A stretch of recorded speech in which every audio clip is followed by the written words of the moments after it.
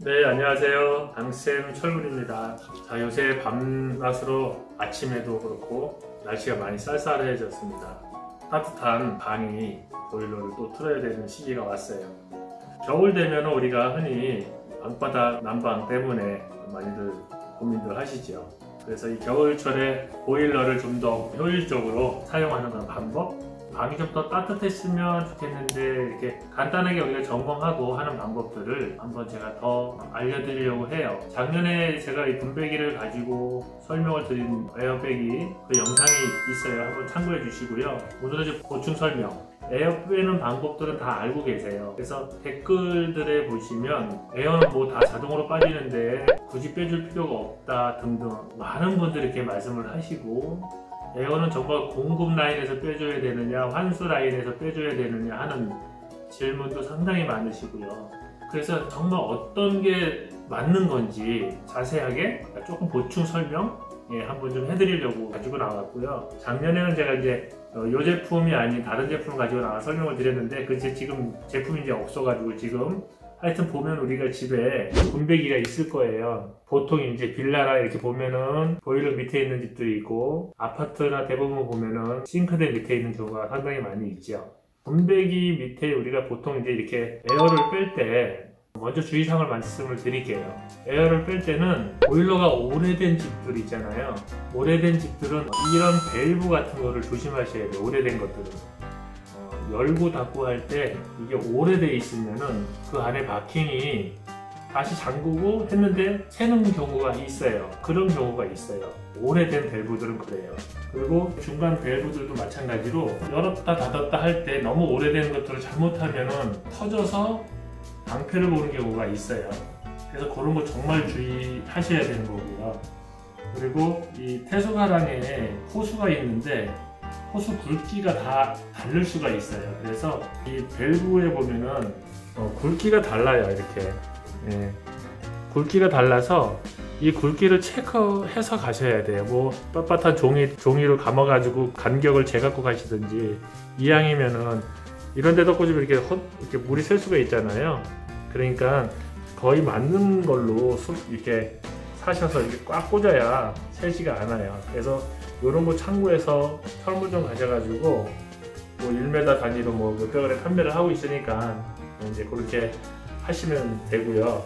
자, 여기서 이제 과연 우리가 많이 질문 받았던 것 중에 하나가 환수에서 빼느냐 공급 라인에서 빼느냐거든요. 보통 우리가 일반적으로 공급 라인이 이렇게 보면은 위에 많이 설치되어 있어요. 그리고 환수 라인은 밑에 이렇게 설치가 되어 있거든요. 그거는 어떻게 하냐면 보일러를 틀었을 때 뜨거운 거, 가장 따뜻한 쪽이 공급 라인이에요. 먼저 걸쳐서 방으로 한 바퀴 돌면서 밑으로 오거든요. 그래서 환수 라인은 좀 덜 따뜻해요.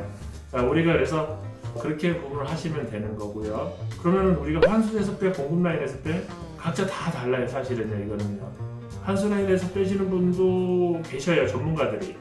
근데 어떤 전문가는 공급 라인에서도 빼주시는 분이 계시고요. 많아요. 근데 다 각자 달라요, 사실은. 저도 에어를 좀 많이 빼봤지만은 물이 들어오는 라인에서 빼주는 것이 좀 더 저는 낫더라고요. 왜? 이 환수 라인에서 빼면은 에어가 거꾸로 빨려 올라갈 수 있는, 빨려 들어간다고 할까요? 예, 그런 경우를 봤어요. 그래서 저는 그냥 무조건 공급 라인에서 빼주는 게 맞다라고 생각을 하고 있거든요. 그래서 이게 정답인지 아닌지는 모르겠지만은 제가 했을 때 그게 맞는 것 같아요. 그리고 방에 이제 그 증상들이 있어요. 졸졸졸졸 소리가 난다든지 딱딱 소리가 난다든지 뭐 이렇게 여러 가지 증상들이 있는데, 그럴 때 이제 에어를 빼는 방법 시도해 보시고요. 굳이 에어는 다 차, 에어를 굳이 뺄 필요 없어, 이렇게 말씀하시는 분들 계세요. 물론 자동으로 에어는 다 빠져요. 다 빠지는데 에어가 차는 조건이 있어요. 그 조건이 뭐냐면, 우리가 보일러 수리를 했을 때라든지 교체를 했을 때라든지 누수가 났을 때 누수 공사를 했다든지 이런 경우에 에어가 찰 수가 있거든요. 그래서 그런 경우에 에어 빼는 방법을 보시고 빼시면 돼요. 그리고 우리 집이 저쪽 방은 따뜻하고 이쪽 방은 안 따뜻해, 이런 거 많거든요. 이걸 보고 편난방이라고 하는데 이런 경우 많이 있어요 사실은. 자, 그래서 에어를 빼가지고 방이 따뜻해지는 경우가 많이 있거든요. 그래서 교체할 때라든지 수리할 때라든지 특히 또 신축 이런 빌라나 아파트라든지 이런 새로 짓는 집들은 에어가 살 수 있는 조건들이 얼마든지 있거든요. 그래서 그런 경우에는 에어를 빼줘야 된다라고 생각을 합니다. 자, 그래서 우리가 일반적으로 이제 보일러를 또 가장 질문을 많이 받는 경우가 하향식, 상향식 그러잖아요. 보일러가 상향식 같은 경우는 아랫집에서 보일러가 윗집으로 올라갔을 때 보일러가 밑에 있는 경우, 그리고 방바닥이 그러니까 난방이 위에 있는 경우를 이제 우리가 보통 상향식이라고 하잖아요. 가장 많이 일반적으로 많이 쓰는 아파트 뭐 빌라, 그러니까 같은 층에 같이 있는 보일러, 우리가 많이 쓰는 하향식 보일러를 가장 많이 쓰고 있거든요.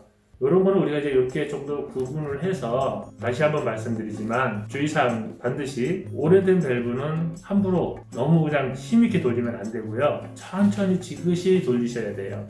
천천히 지그시 열고 닫고 하셔야 누수를 최소화할 수 있고요. 정말로 위험하다 생각하면은 전문가를 부르시는 게 좋을 것 같습니다. 그래서 올 겨울에는 좀 더 따뜻한 방에서 마실 수 있는 한겨울이 됐으면 좋겠고요. 각자 이런 밸브들이 있잖아요. 밑에도 이렇게 조여주는 거, 그 밑에 걸과 고무가 들어있는 경우가 있는데 그거에서 누수가 되는 경우가 있어요. 한 방울씩 타고 내려오는 경우가 있는데 5kg 살살 한 바퀴씩만 다 돌려주세요. 좀 누수를 잡을 수 있는 방법이기도 하고요. 다음에 또 좀 더 궁금하신 것 댓글로 남겨주시면 한번 제가 참고해서 여러분들에게 또 알려드릴 수 있는 거 있으면 또 한번 알려드리도록 하겠습니다. 자, 오늘 이상 여기까지 하고요. 다음에 또 더 좋은 영상으로 찾아뵙겠습니다. 감사합니다.